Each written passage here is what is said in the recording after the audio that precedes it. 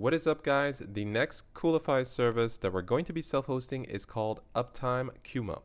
UptimeKuma is an uptime monitoring service, and once we self-host it, you'll get an app that looks like this, where you'll be able to add new monitors, so websites that you want to monitor, and you will get a UI that looks like this.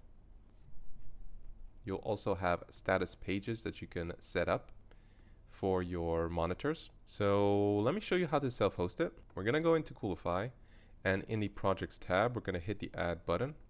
I'm going to call the project Uptime Kuma tutorial and hit continue. Then select the production environment, then click on add a new resource, and then search for UptimeKuma in the search bar. And now you're going to select the server where you want to self-host it on. I highly recommend that you have a 2-server setup at least, so that one server you have Coolify running, and on the other server you actually host your different apps. And the reason for that is so that if in case one of your apps crashes, it won't crash your Coolify server. So I'm going to select my second server. So now we are pretty much done. I'm going to hit the edit icon here and shorten the URL. I'm going to shorten the URL to just uptime actually. And now we're ready to deploy, so let's go ahead and do that.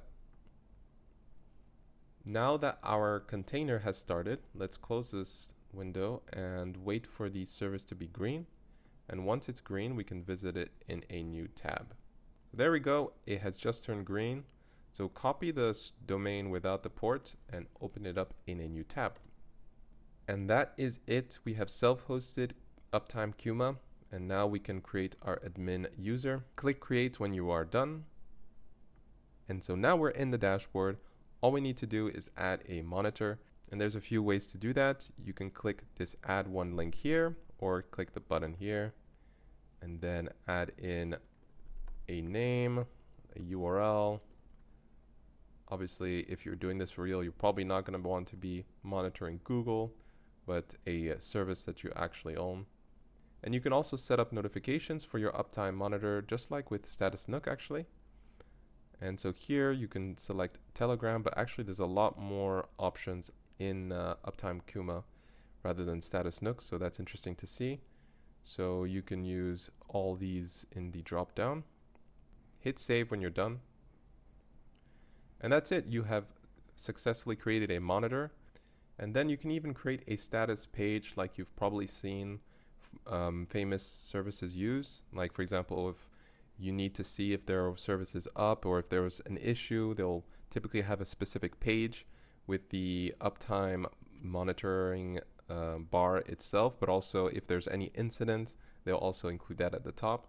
So if you want to have that, you hit the status pages link and then hit new status page. I'm just going to call it test, and you can add a specific slug for it. I'm going to just, again, do test. I've already created this, so let's just add test 2 for the slug. And so here you can select your monitor. So if you have multiple services that are included with the service page, you can add them one by one. You can add a custom footer as well. And you can add an incident if something has happened. So for example, if it was a bad thing that has happened, you can choose the danger style. And then the title, you can write something like DDoS. And there you go. And so now theoretically, you should be able to access this page using /status2. And we're actually already on the page. You can see it's a parameter for the edit, which is a question mark edit. But if you were to access the page by itself, it would look like this. And this is a public page, so if I were to open this in a private tab, for instance, I can then access it. So you can see that it works as a public page. This is a client-facing page. So that's how you self-host UptimeKuma. If you like this video, it's part of a series where I go through every single Coolify service and I try to self-host it. Some of them are a lot easier to self-host than others, as you have seen with this video. If this series interests you, consider subscribing.